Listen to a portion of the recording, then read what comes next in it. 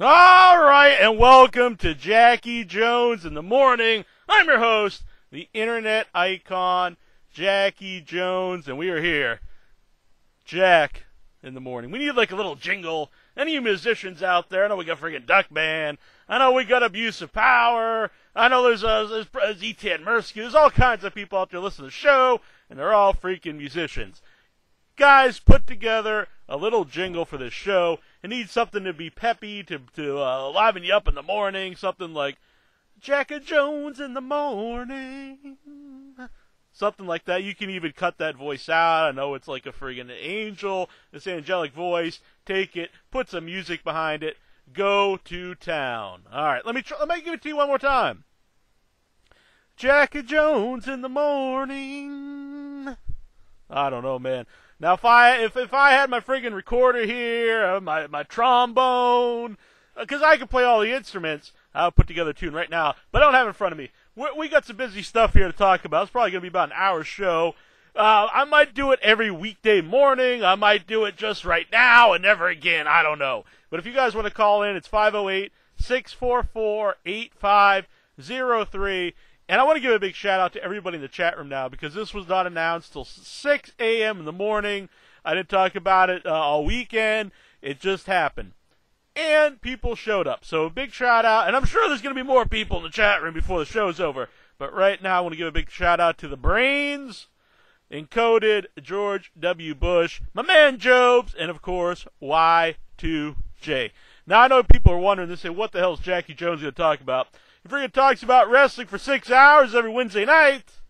Is he going to talk about more wrestling? I might. He talks about horror movies for 3 or 4 hours every other Thursday over at WithoutYourHead.com. Is he going to talk more horror movies? I don't think so.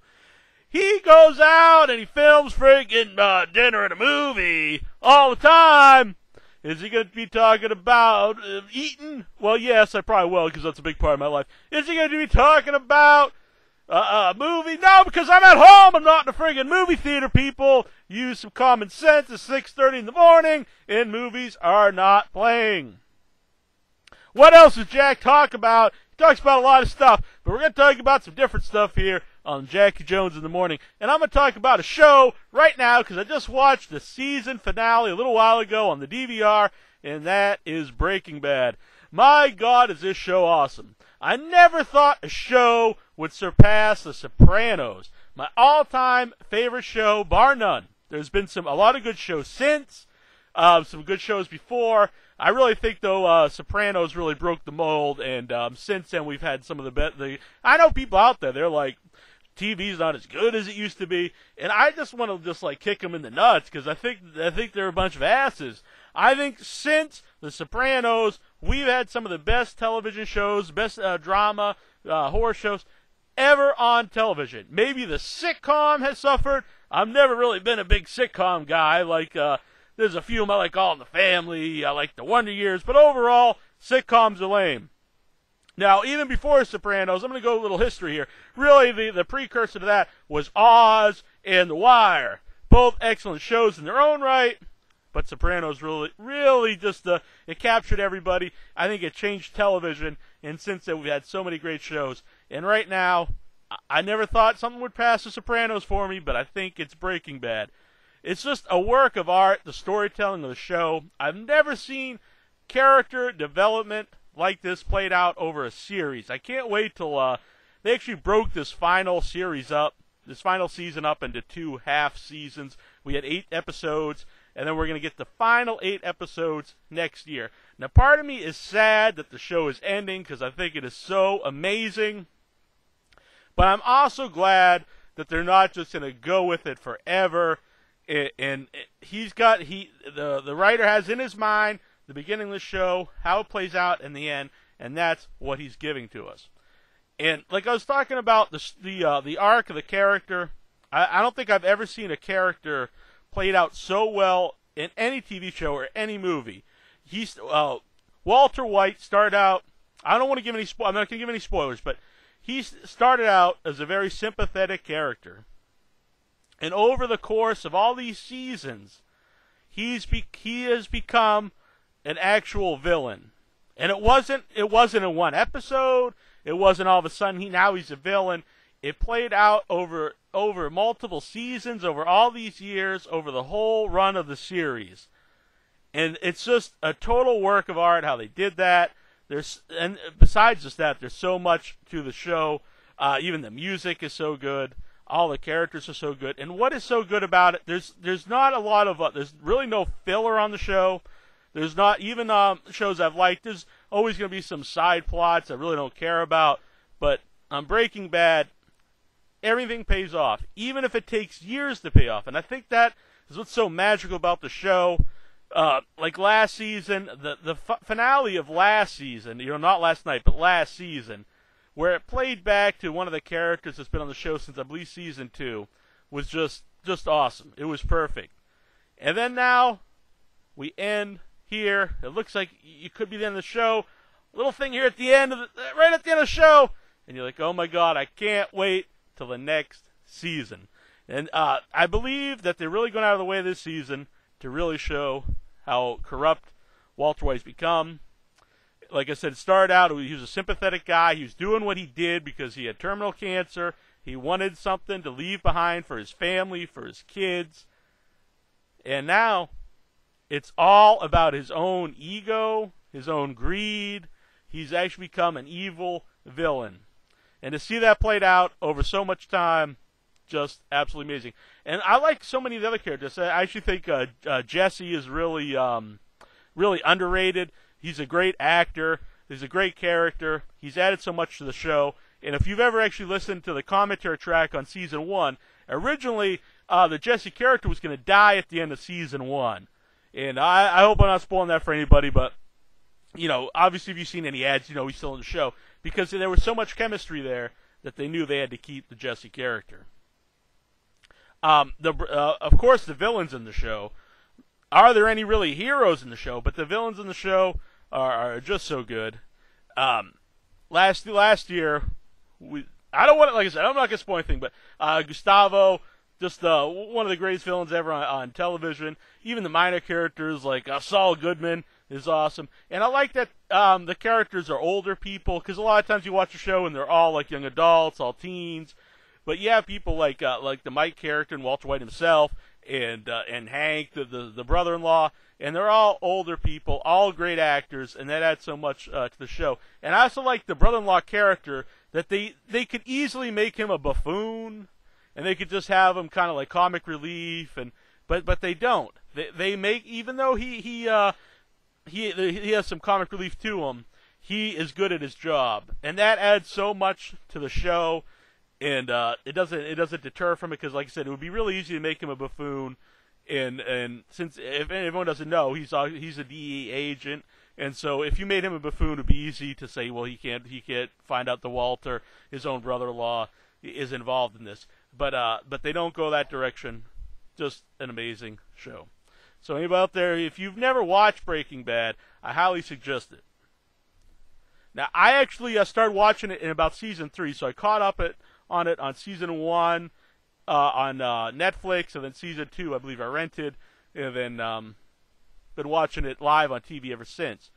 And what I want to bring up about this, because I brought up Breaking Bad on my Facebook page, and someone said they were waiting till the whole show was over so they could watch the whole series. And at first I was like, oh, you're really missing out. But then I thought about it, and I kind of did that. I caught into it late. And I've actually done that with many shows over the last few years. And so much has changed in the world of television over the last 10 years or so with the internet. Probably the biggest part is the internet. DVR, on demand, all these things. It makes it easier for you to watch things if you missed it on the first run. Now, back in the day when I was growing up, even back in the 90s, if I wasn't watching a TV show, it'd be really hard to catch up on it. It would be really hard to watch unless it was in syndication. You were watching reruns of it. But besides that, you really wouldn't be able to watch it. Now, I remember back in the day, you could buy. They would advertise like the Twilight Zone episodes or something like that, and there'd be like basically one on a VHS tape. Now, if you're going to buy stuff like that, and they were like $30, $40, maybe even more than that, I don't know. They were a lot of money. Now, if you're going to buy like even just one season, you'd be spending a fortune, and you'd have all these VHS tapes. You know, no one besides like real rich people are going to do that. But now you can buy, and I have, the whole series of Twilight Zone. Every season, you can buy a box set. You know, you can probably get it for $100 now. Not only that, you could go online. I'm not even going to talk about, pirating anything. You can go online, you can find most of the stuff on Hulu, you can find it on Netflix, you can find it on YouTube. On Demand has a lot of these shows, and if you don't go that route, you can rent them. The shows the whole seasons come out basically right after the show's over. So it's so much easier to watch television shows that you normally couldn't watch, and there is something about watching a whole season, a whole series in a row. There's two different thoughts here. There's one, you can watch them back to back to back to back, because if you watch them every week, you're like, oh man, I hate this. I got to wait a whole another week to see how this plays out. Part of that is good, because you really want to see the next episode. But at the same time, if you've got the DVD, if you got them on DVR, if you got them on Netflix, you can watch them all in a row, and that's pretty awesome too. So I think you might appreciate it more if you're watching it every week and you're waiting every week.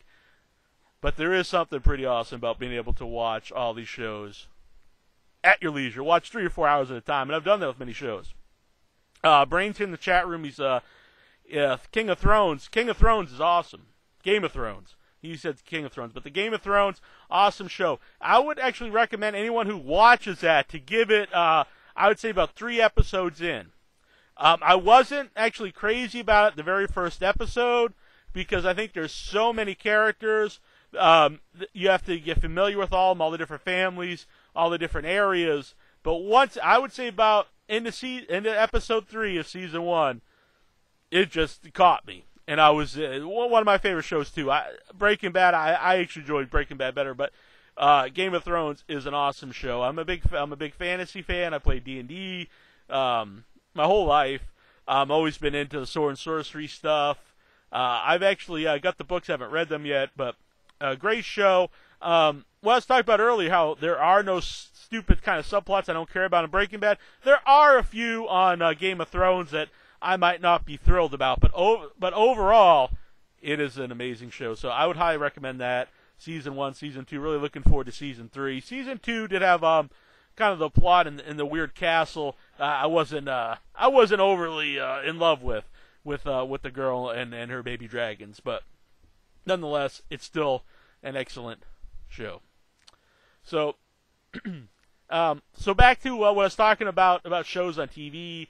Now you can watch them online and stuff. And that it made me think about something else, too. The other night I was watching Blood-Sucking Freaks with my friend Annabelle Lecter, who does Without Your Head with myself and my brother Troy over at WithoutYourHead.com. And we also do a new web series, Dinner and a Movie.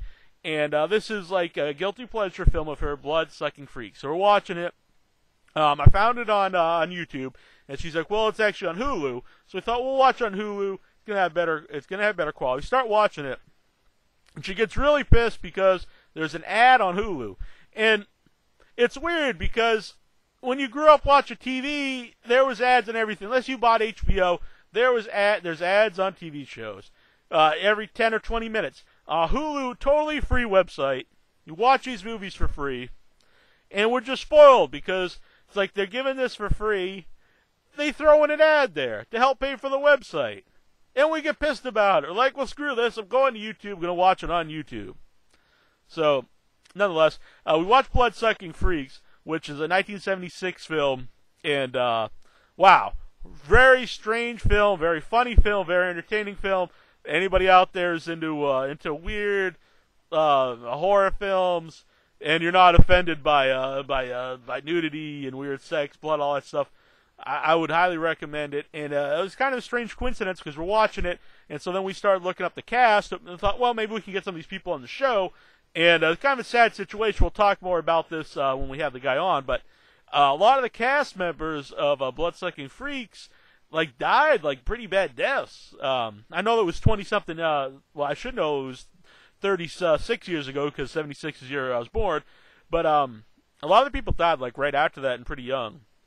But anyway, we did find the director, and it was weird. We just watched this movie. We found the director, and we asked him to come on, and we should call him up and talk to him. And he's going to be coming on the 13th. The director, Bloodsucking Freaks, over withoutyourhead.com.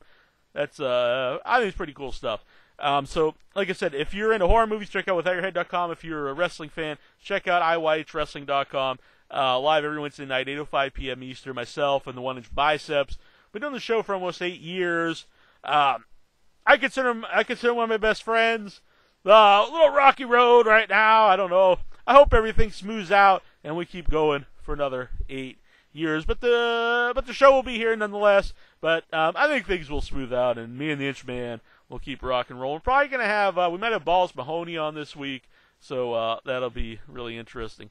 Something else I want to talk about was this morning. Now, I have some big pleasures in life, obviously, like most people, but there are little things in life that I get enjoyment out of. And one of those things is urinating in the wild. I was going to say in public, but it's not like I go out in like a mall parking lot and just start taking a leak. I don't do that. I try to make sure there's nobody around. I'll be honest, back in the day, I used to have a neighbor who used to complain because he said he saw me doing this. Why he was looking out his window at 3 or 4 in the morning, I have no idea. But maybe he's looking for a cheap thrill. I have no idea. Howard was his name, actually. He used to have this. He was from Texas. A little backstory here about Jackie Jones. He was from Texas. He lived in Texas during the winter, and then he would come down here on the Cape for the summer. And he wore this great big giant belt buckle, just like what you think of, just like this stupid, like, friggin' redneck. I don't know, what? Is a guy from Texas a redneck? He's not a hillbilly, just a stupid friggin' redneck guy. And he wore this big-ass belt buckle. It said his friggin' name on his belt buckle. Howard. He had a great big belt buckle that said Howard. Oh, man, that guy was annoying. And I used to I still do order all the pay-per-views, wrestling pay-per-views. The guy would come over, basically just invite himself over and watch the pay-per-views for free.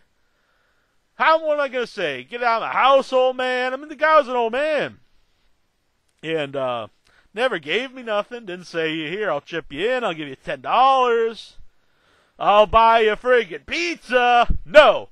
I'm coming in with my stupid fucking belt buckle, says Howard on it, and I'm going to sit down and I'm going to watch your pay-per-view for free. Screw that guy. But anyway, what the hell was I talking about? Public urination. So I'm out there. He's no longer with us.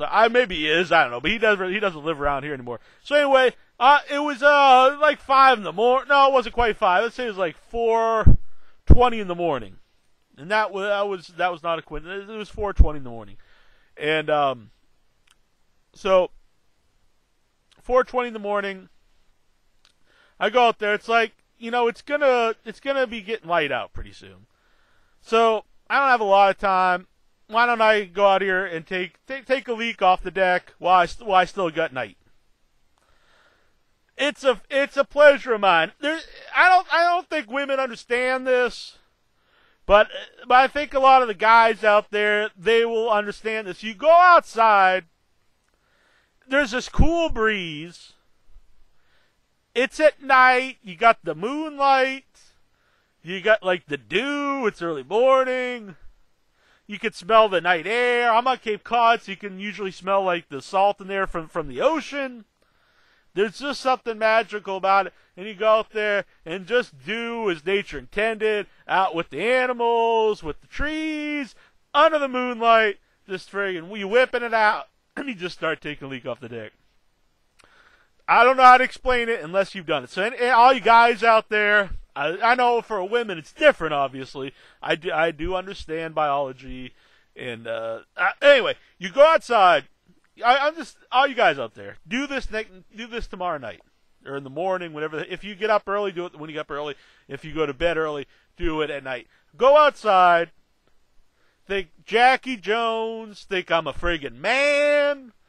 Think that I'm one with nature. I'm a friggin' animal. I own this bad boy. I own this place.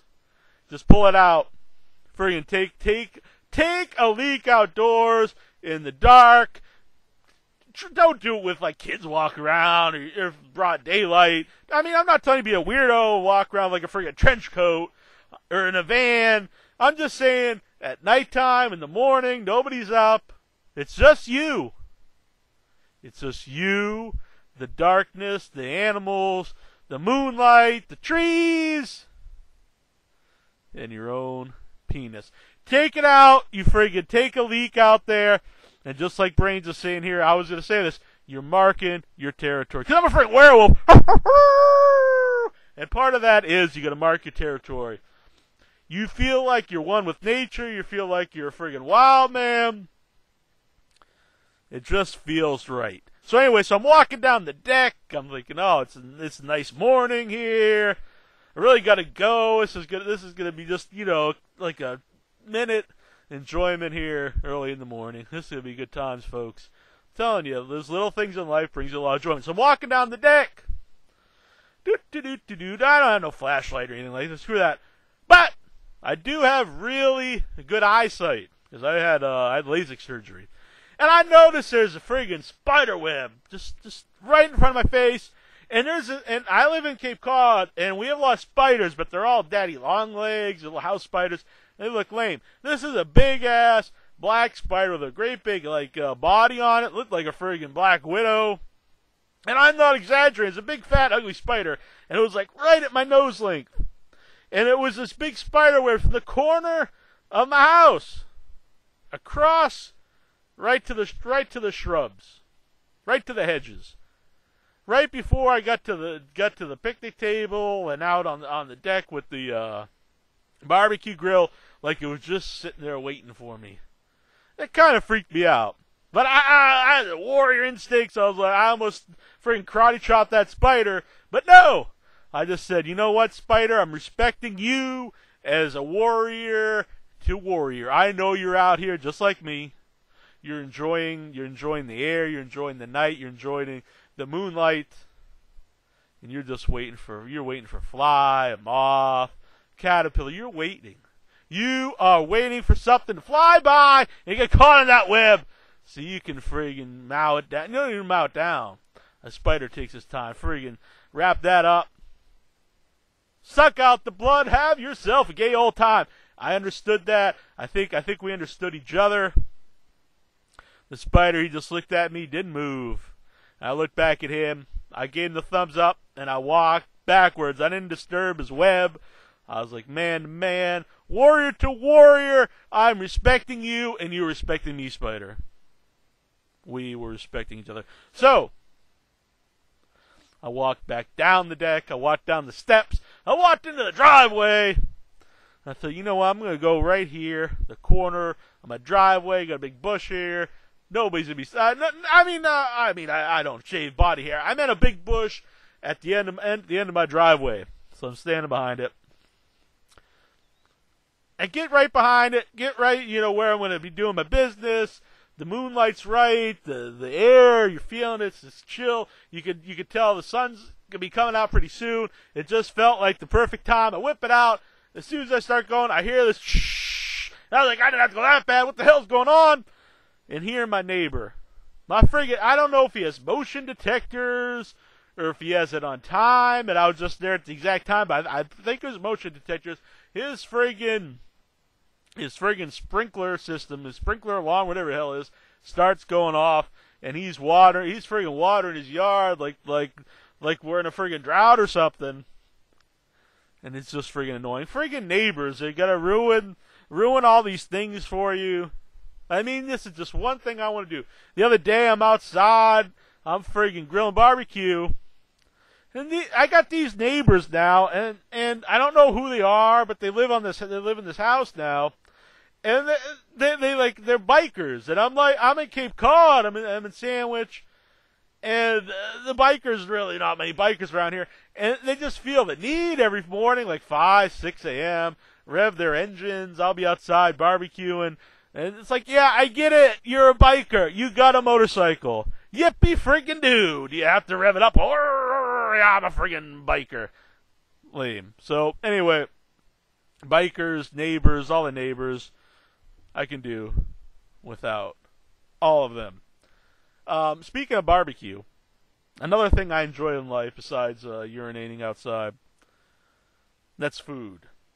Big fan of food here. And I think probably a big part of this show will be I'll be talking about different things I try out. And don't forget, you guys want to call in, it's 508-644-8503. You can talk about anything you want here, Jack in the morning.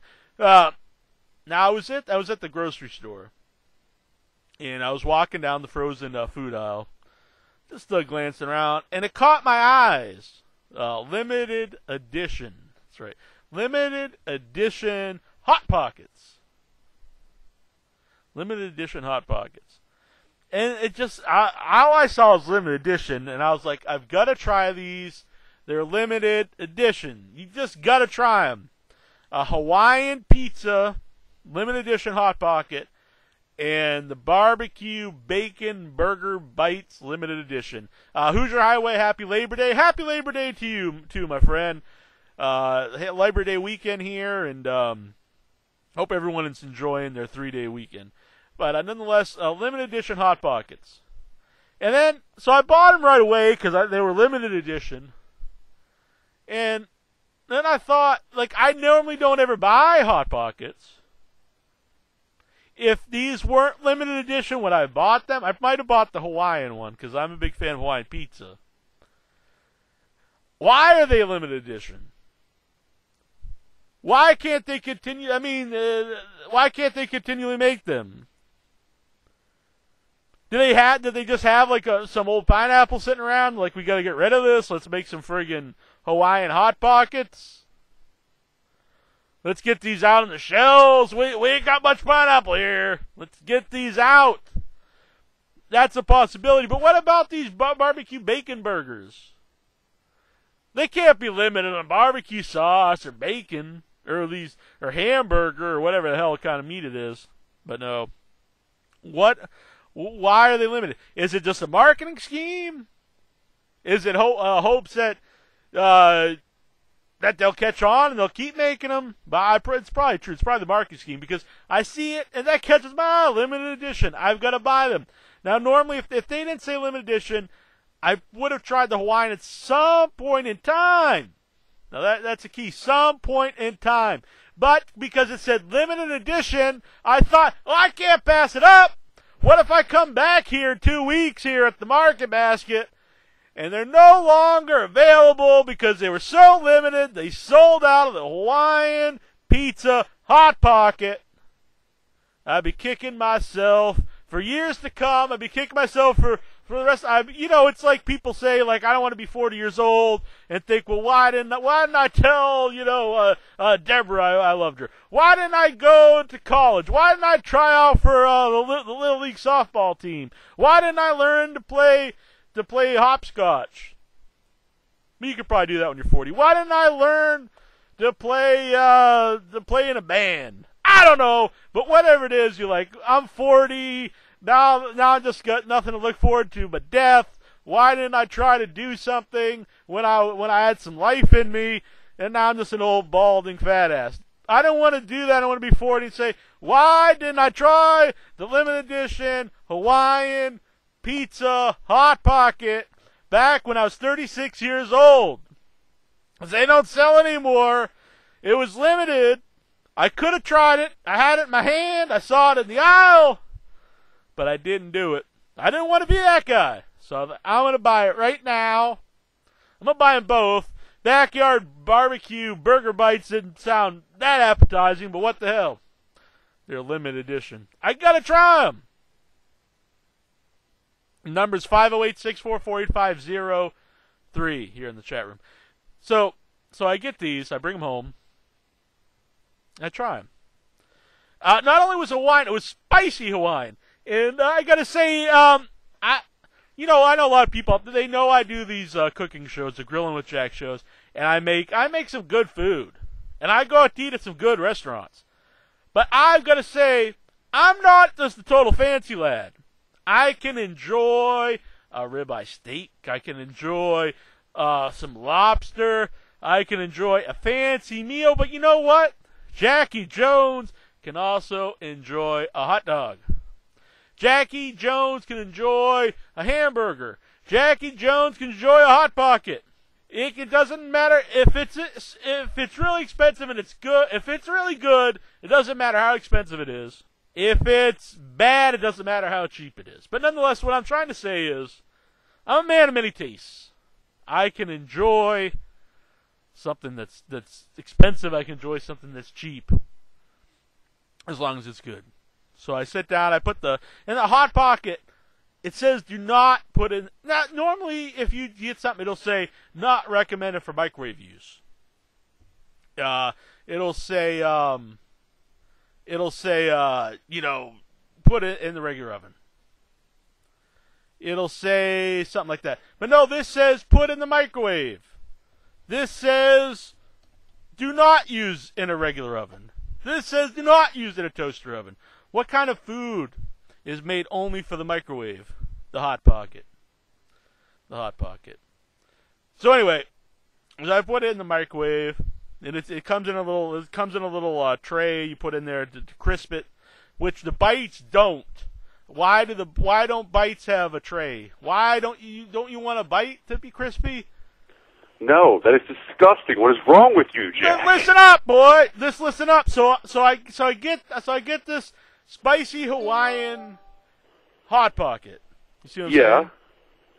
And it's weird because I like spicy. I like Hawaii. I like pineapples, but they really went overboard on the spice. It was like way more jalapeno in it than pineapple. Well, that's because you're eating crazy people food. What is wrong with you, man? A spicy Hawaiian Hot Pocket. It's limited edition. So what if it's limited edition? Well, it's still gross. It was pretty. It was good. I would recommend it. If you're out there, if you like the Hot Pockets, I would suggest it. If you don't like spicy food, though, it's quite spicy. Look, I love, Hot Pockets. I think everybody loves Hot Pockets. Mm-hmm. But I prefer insane flavors, like pepperoni or, cheese, human, normal people food. Yeah, but pineapple's a normal food. Jalapeno peppers. Yeah, those Canadian are normal people bacon. food, just not my Hot Pockets. There's a place for everything, I'm disagreeing. They're opening up. They're expanding their horizon. Oh God, I'm sorry. You know what else I'm thinking about? You know what else I'm thinking here about these Hot Pockets, these limited edition Hot Pockets? Now, you remember like the baseball card craze? Yeah. Why were they collectible? Because they weren't made back in the day for people to think you collect them and they're going to be worth money. The ones that were worth money. Same thing with comic books. Then, once they became worth a lot of money, they made them specifically for people to buy and collect to be worth a lot of money. What if food is the hot collectible in 20 years? Because who's buying Hot Pockets and storing them in their freezer for the rest of their life to collect? Crazy Who's buying people. One of every one? But think there might be crazy now. But let's say 20 years, they're on friggin' Pawn Stars, and that show's still on. They're like, I got a limited edition spicy Hawaiian Hot Pocket, never been opened. That's worth like $50,000 now. Yeah. You're probably one of those guys who went on eBay and bought like those WWE ice cream bars. I'm a huge eBay fan. Do you buy food those? off eBay? People had like original ones? Yeah. See, I didn't even know that. People collect food. Yeah, well, they're freaks, that's why. I mean, but maybe they thought that you were a freak if you collected these baseball cards for 50 years. I don't know about that. I mean, most people who ever collected baseball cards didn't go around telling everybody. I know I didn't. I collected cards. Yeah? Did you ever make any big money on them? Yeah. I used to sell them on eBay. Well, see, and did you go around telling everybody, hey, I collect baseball cards? I didn't mind. I collected baseball cards. I played D&D. I watched wrestling. I watched horror movies. I didn't care. I don't care what people think of me.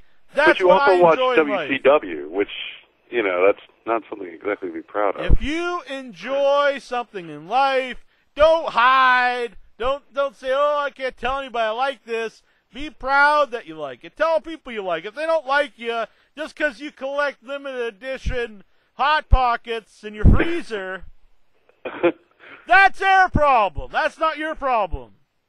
It's still kind of freaky. I don't care how you try to justify it. It's kind of weird. I mean, what are we doing? Saving around, waiting for the world to end, and all of a sudden be like, you know what? I got 5 minutes to live. I think I'm going to go fire up those Hot Pockets finally. No, not to eat them. You want to collect them just to, like, imagine if you did this since the beginning of the Hot Pocket. You could open up your freezer and you say, look, this was the pepperoni pizza. Then they had the sausage. Look at this one. This is the friggin'. This is the BLT Hot Pocket. They only made it for a little bit because it was terrible. But look, I got it. You'd have one of every brand of Hot Pocket, every flavor of Hot Pocket ever made, even limited editions, even ones that were maybe they had glass in them and they took them off the market. For whatever reason, they didn't fly, and you'd have one of every one. Well, that would be a pretty cool collection. Well, who needs that? the Hot Pocket collector, who needs anything? Well, let's be honest here. It's not like he's going to be able to take that unless he finds some fellow weirdos on eBay and sell it for a lot of money, like a Nolan Ryan rookie card. I know people collected Beanie Babies and then they became worthless. Yeah, because everybody and their brother was doing it. Right. I collected wrestling figures. Did I care if they were worthless? No, because I liked them. Well, you're a wrestling fan. There's a difference. The difference is collect what you like. So if you love Hot Pockets, items versus food, if you just friggin' love Hot Pockets, yeah, and you collect them because you love them, if they're worth nothing, it doesn't matter. If they're worth millions, then you can cash in. But even if they're worth nothing, you're like, I got all these Hot Pockets. That's the only reason to collect is to cash in. No, I totally disagree. You collect out of love. You collect something you love. Because it doesn't matter if they're worth anything, you'll have something that you love. If you collected Beanie Babies because you genuinely love Beanie Babies, it doesn't matter if they're worthless now because you still have something you love. I don't know. It sounds like kind of a cat lady argument. I have 40 cats because I genuinely love all 40 cats. You should never collect something in hopes that you could sell it someday. You should collect something because you want to collect it. If you collect something you genuinely love, you're not going to sell for any price. I have a Macho Man hat that he actually wore at WrestleMania 10. Yeah. I wouldn't sell it for anything because I bought it. I wouldn't. If Bill Gates called you up right now, Jack, I heard about you owning that Macho Man hat. I even told this Dan about Elected the other day when we were filming the show in New York. I said I was telling her I had this hat and I was thinking about going on Pawn Stars and asking for $100,000. Not because I wanted that. I wanted to get on Pawn Stars. And I knew so you're a media whore. Even if they said yes, I would say, oh, I want $200,000. I don't want to sell it. I wouldn't sell it for anything. It means something to me. Them. And then they'd probably beat you up because it's Nevada, if not shoot you. You know everybody in Nevada has a gun, right? They might, but I'm just saying, if you genuinely love something, that's why you should collect it. You shouldn't collect something in hopes that it's going to be worth something. Because most likely it's not. I'm beginning to wonder if you're not the redneck running around with I don't see what loving something and collecting it has to do with being a redneck. Rednecks, let's they don't look at collect this for a stuff. minute. They just run around and shoot people. You're a and have sex NASCAR with their fan? cousins. I've never watched NASCAR in my life. Have you ever met their fans? Do they collect stuff? I don't see this argument. Like crazy. People look at the Catholic Church has a big collection. They're not rednecks. No, but you could argue that they have issues. I think you have more of an issue if you're buying stuff, hopefully to sell it. If you're going to collect something, you should buy it because you really want it. That's what I'm saying. The only thing I would take on or buy or whatever is something that actually had sentimental value, i.e. only valued me, not that's part of the collection. That's what you should be talking about here, I think. That's collecting something. Maybe a Hot Pocket has sentimental value to somebody. I don't know. I mean, let's put it this way. If your dad died, and then he left you like a watch, yeah, I could see you holding on to that. Yeah, but I'm not going to say I'm collecting my dead dad's watches. Because there's a limit, unless your dad was a friggin' watchmaker. How many watches are you going to be able to collect from your dead daddy? So that's not collecting. That's not even a collection. That's holding on to something of sentimental value. That's just holding on to one item. Yeah, Well, if you don't want to collect anything, that's fine, but a lot of people like to collect stuff. And if you're going to collect something you want. Don't collect something you don't want. I think you're promoting hoarderism. This guy here, Jobs and Charm Jack, I'm not saying to fill your entire house with it. I'm just saying if you want to collect something that you like. Yeah, I can see it now, Jack, on TV here shortly on Hoarders. A lot of fans of I can't help it. I gotta wrestling help why videos because they love wrestling. Just... They love wrestling, so they're collecting wrestling videos. I used to collect action figures because I love wrestling, and I still collect them today. I try to get the old ones that don't take up so much time. I don't care if they're worth nothing. I like them. That's why I collect them. Well, there's nothing wrong with that, but there's no sentimental value, is what you're saying? I don't know what you're saying. I collect wrestling figures because I like them. All right. Let me explain this in terms that you can understand since you're a Northerner, and I know it's hard for Northerners to follow people's logic. So you hate Northerners and you hate rednecks. Where are you from? Are you from Alaska? No, actually, no. I'm just from a major city, bigger than anything you've probably ever seen. Anyway, the point is... I've never seen a big city. I was just in New York last week. Yeah, that's a slum, not a city. There's a difference between the two. It was Manhattan. I've been in... What are you talking about? Here's what I'm talking about. So all right. People from a major city have no collections? Let me ask you They have no sentimental value. What kind of life do you live? You just I don't like anything. I just want to friggin' get to the finish line and friggin' die. Do you have any enjoyment in life? Oh yeah. I had a great time yesterday at a football game. Were you playing? Were you watching? No, I was watching. I was watching my old alma mater. That brought you joy.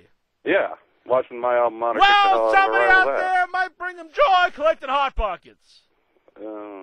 Everyone it's a little weird. I'm different. Sorry. I mean, I can understand. Maybe to the Hot Pocket collector, your football game's weird. I get you collecting wrestling figures because you had some sort of childhood, teenage years. I'm sure, or even adult years, because you do a wrestling show. Connection to that. You have a sentimental connection. You have value. You understand and appreciate what those of us maybe someone who's collecting the Hot Pockets. But you're comparing a mass-produced food to a mass. That's what I'm saying. I'm not saying I collect them, but this could be the future of collections. It's a little weird. That's all I gotta say. I mean, it's really weird. Oh, and by the way, I gotta be honest here with you. Big Blue Cage forever, man. Oh man, Big Blue Cage. Just childish. It looks foolish. It brings back memories of when wrestling was at the epitome of the cartoon era. It totally destroyed. It took away what wrestling was before that. Wrestling no, it didn't. Is let's be honest, didn't you see the Steve Austin, gritty thing where you want to see man versus man, and that was black. It wasn't blue. You want to see man it versus was the same man. cage, was it not? You want to see man versus man, gritty, pound out. And Vince McMahon's not even a wrestler. He's a non-wrestler. Yeah, but it was one of the greatest cage matches of all time. You wanted to see Steve Austin versus Vince McMahon. You didn't want to see that cage. You want to see Steve Austin versus McMahon. No, I want that cage just because I don't want to see McMahon running around the ring for 20 minutes acting like he's scared. I actually want to see Steve killing him. A real wrestling cage adds grittiness. It adds it's man on man. They're pounding out like animals inside a cage, and the idea is to pound them down into submission like war games. It's not to run away from a fight like the big. Well, here's the problem though with your theory. And what you know what? You see in every single if WCW you go and listen match, George the Animal Steel You Shoot video, he says the reason why they made that Bundy's cage wouldn't fit in a regular cage. I know because that. It's a ladder. So these big clumsy oafs could climb out of it. And why would Hulk Hogan and Bundy or anybody who hated each other, why would they want to run away? That is the opposite to win the match. of what's man. What's the point of all wrestling matches? Well, you put guys in a cage to fight it out, not to run away. No man, no warrior wait a minute. wants Have to you run seen away. the Al They Snowshoe want to interview where he talks destroy about their opponent. A wrestling match, any type of fight, MMA, wrestling, boxing, it's to destroy and pummel the opponent until they're beaten. No, the point is to win. If you really hate That's somebody, what Mayweather, whether you he'd put rather it have in a you put knockout it in a victory. cage because there's a feud there. It's a blood feud, and you hate the guy. It's not a regular match. It's not just I want to win this match. There's a feud there that they hate each other so bad. You got to put them in a cage. And if you put them in a cage because they hate each other, they want to destroy each other. They don't want to run away. If I hate you, I ain't gonna say, "Oh God, do I hate you so bad? I want to run away down this alley and go home and go under my covers and lock the door," because that's being a pussy. That's running away from a fight. That's what the heels used to do. Hence, why they had a cage match. But then Hulk Hogan wasn't heel. Hulk Hogan. No, but Bundy was the heel. Hulk Hogan, he's like, do I want to beat this man? Do I want to pummel him? No, I want to climb over this cage and run away. That is not what a fight is. That is not the ultimate revenge. That is the ultimate in cowardice. Because he ran away from a fight. If you look at the NWA cage matches of the 80s, no, I'm not. Because when I watch wrestling, I want to see guys destroy each other. In a stupid cage above the ring. Jim Cornette is not a wrestler. Jim Cornette is a manager. And he wasn't trying to remember why they put him up there? So he couldn't interfere with the match. Yeah, that's why and a lot they of wanted times to these get his matches hand, happen and the babyface wanted to get his hands on Jim Cornette and beat him up. He didn't want to say, "Oh boy, I hope Jim Cornette comes down here so I can hightail it and run away from him." No, it was I hope he gets down here so I can Jim Cornette from hitting with a racket when the guy was going to the ropes to do a running move. Matches, when they put guys in cage, it was because they hate each other, and then they would pummel each other. Look at the Magnum TA Tully Blanchard match. The greatest cage match in the history of wrestling business. You've proven your insane thing right there. Tully Blanchard is getting a shard of chair in his eye. It's the greatest finish in the history of wrestling. If you're going to bring up using the fence as your argument, at least use a good cage match. Undertaker versus Mankind. Nobody. That's even though I like that match. No, it's not nearly as good as Magnum TA and Tully Blanchard. Oh, you're crazy. That match is 2 spots. It's not a great match. I love the match as a spectacle, but that's not a great match. It's a guy getting thrown off the top of a cage and a guy getting thrown through the cage. Besides that, there's not really a match here. It's 2 big spots. The Magnum TA Tully Blanchard match, it had heat. The whole match is non-stop heat. That match had non-stop heat. Magnum TA Tully Blanchard. You can watch a match. The crowd is into it from the time the bell rings till the match is over. Most heated finish I've ever seen. Why? Because it showed that Magnum TA wanted to not only beat him, he wanted to make the man give up. He wanted to blind the man. He wanted to blind the man with a shard of a chair because he hated him. He didn't want to run away. He wanted to blind the man. He wanted to cripple him. He wanted to rip his eye out. And he wanted to make him say, "I give up." Jack, you've had way too many Hawaiian Hot Pockets. I think the spices have rotted your brain. You're totally wrong, because then you said about NASCAR. Well, that is what the blue cage is, because the blue cage is just, this is a big, shiny thing. No, it was psychology of not allowing interference. No, it's not psychology. All the big blue cage. The big blue cage, even Incher himself will say the big blue cage is a spectacle. And that is what was good about it for kids, because they could see. Wait a minute, what's hell in the cell? Is it not a spectacle? Of course, most of these things are spectacles. But it's to destroy each other. This match is more interesting. Still, the point of that match is destroy each other. A big blue cage match, the point was it looked cool, but the match itself was cartoony, and you were trying to run away, which is not the point. Okay, fine. I'll give you that era of the 80s was cartoony and whatnot. I'll give you that. But, well, of course it was. Later Austin McMahon match was not in the cartoon era. That was the Attitude Era. So and again, Vince McMahon was not a wrestler. And just so what? And here's it's not one of the great. It's not a great match. It was Austin and McMahon is a great feud. That happened to be you're getting the whole point forgotten on that one. No, it's not. The reason for that is for the psychology of it. The reason that feud was so great was not because of the cage. The cage had nothing to do with that feud. The feud was so great because it was the working man, the common man that everyone could relate to, Steve Austin, fighting his bosses. The first time that we get to see that in the epitome of a time when people were really anti-authority. It had nothing to do with a cage. It could have been a purple cage. It could have been a plaid cage. It made no difference.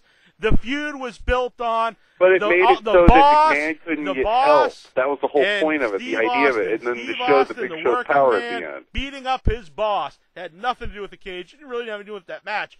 That feud was built all on TV, and it all stemmed from Bret the Hitman Hart getting screwed, and then Austin coming up. It was a culmination. It was all that stuff. It had not. The cage is just a part. It was just a blimp there. It just happened, but then you could have took out that match, and it would have made no difference to the whole feud. It would have meant nothing. All right, let's say there's no cage in that match. What's McMahon going to do? Psychology-wise, the only thing for him to do is to put him away or get like tons of heels to come kill him. They could have put him in a regular cage. It would have made no difference. You're confusing the point because again that cage wasn't blue. The big blue cage. It's the same cage, just painted black. I'm sorry. Again, a blue. Well, it's different though. How's it different? Because it's not blue. You said big blue cage forever when you called in. The thing, either way, the point is that cage is a far better cage. No, it's not. It's terrible. You won't find hardly any wrestlers who agree with you either. And the big blue cage. And half of their business is in the toilet, so maybe they should reconsider their thought process on this. Well, not because of the cage. You were talking about the Attitude Era. That's when they went back to the regular cage, and business was huge. Business was huge in the NWA in the 80s. War Games was one of the biggest draws for NWA back and who drew bigger than that the still? Thing is, again, that's right, that cartoon era you hate so much. And of course that means something because the cage being blue, it looks cartoony, it looks childish, and it draws attention. If you get rid of that, it looks a little better, but still, the grittiness of the cage is what, to me, makes it in wrestling. I don't want wrestling to be a cartoony event. I want it to be a gritty, man-on-man, just pummeling each other. You like man-on-man, do you? You got MMA, they've wrestled in a cage. And it ain't blue bars, it's a mesh cage. There's a bunch of stupid padding also, so what's your point? They're killing each other. They're beating each other up. It's man-on-man. It's two guys, two animals going at it.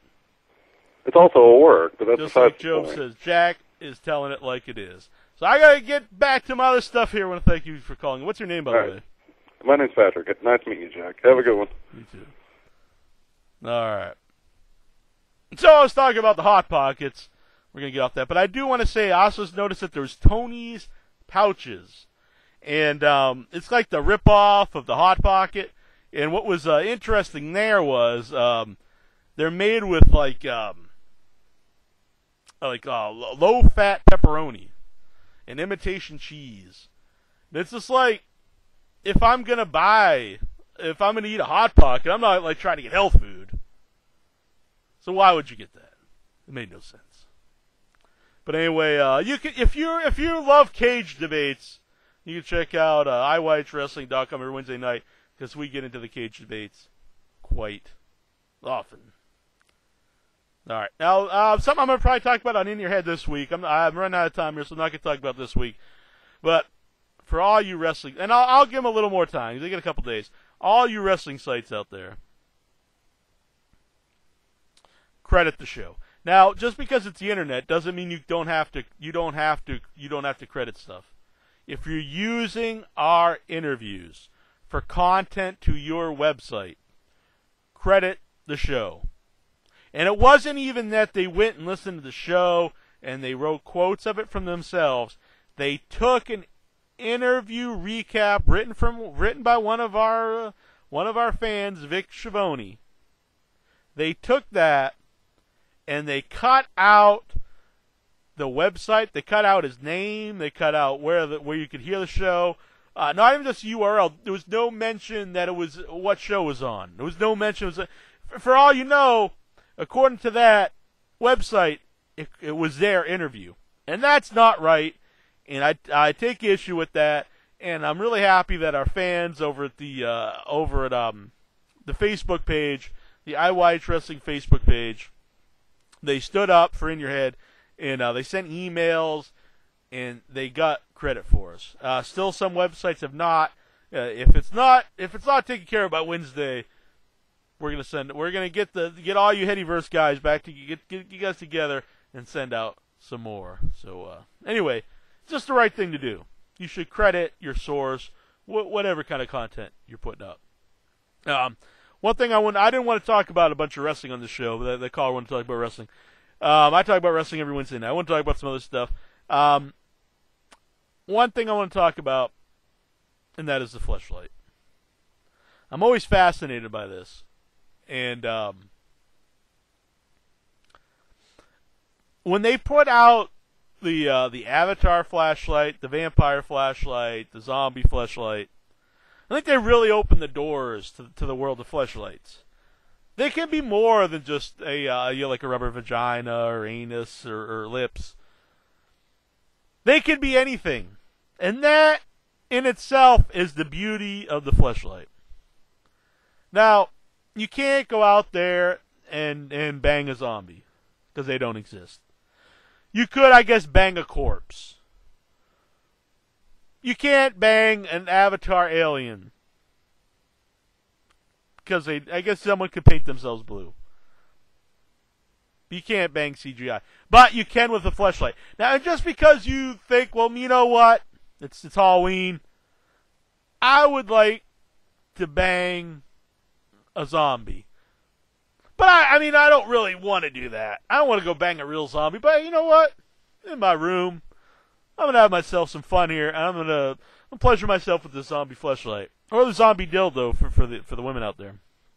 Now, that one's creepy. I'm sorry. That's one of the creepiest things I've ever seen. It's like this rotting flesh, erect penis. And it's just scary. I think that would be one of the scariest things you could put like in your windows for Halloween. I don't recommend doing that because you don't want kids come up your door knocking for candy and you have rotting flesh penises in the window. Even if they weren't rot, you don't want penises in your window when kids are coming, or anybody really. I mean, but anyway, I'm going back to the fleshlight. That is the beauty of the fleshlight.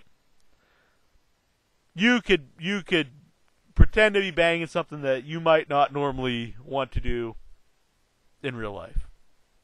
So why not go out of the box, so to say? They already have because they have the mouth. But go and do other things. Things that aren't maybe not even possible. They don't even have to be humanoid, is what I'm saying. Now, something I have noticed lately. I didn't know this existed. I had no idea. And that is the brony. Now, and these are grown adults. Grown adult men, I should say. Not just adults. Grown adult men who are fixated on My Little Ponies. So they become bronies. Like a bromance. They're grown men who just infatuated with My Little Ponies. And my friend Mike Holman from Jackass is a brony. And I didn't know what this meant. And then my friend Annabelle Lecter, she did some research. And it's not just like that they're like man, I friggin' love My Little Ponies. And I'm collecting My Little Ponies. Sorry for that last caller, but I'm going to collect some My Little Ponies. No. There are actually these stuffed bronies. Now it's like it's like a little bit bigger than a My Little Pony. Probably about like a foot and a half wide. And then they've got a little slit in the back to do your business in. And it's creepy stuff. It's creepy stuff, guys. Now, imagine if you walked in someone's house and they had like a real doll. Me, I might chuckle or so. I don't care. I mean, the guy's going to town. Now, what if they had a full-size pony doll? That would be a little weirder. But, it's like, well, this guy likes banging ponies. At least it's not a real pony. It's not a real animal. I mean, live and let live is what I'm going to say. But this is like a miniature one, like the size of your pillow. It's just weird stuff, guys. So anyway, what I'm saying is, for these people that are into these bronies, they want to have sex with a My Little Pony, fleshlight, get on this, make yourself some money, put out the Brony fleshlight. You could have just a special insert that goes into the back of a Brony. Just make a pony. Maybe the My Little Pony people won't get behind this idea for good reasons, and put that out there. And again, I'm not condoning having sex with real ponies, but if that's your deal, maybe the fleshlight people can get on that. And you won't have to actually go out and find a real pony, or you can do it with the fleshlight. All right, guys. You know what, too? I was thinking about this, bestiality. Now, I'm not like a big condoner of bestiality,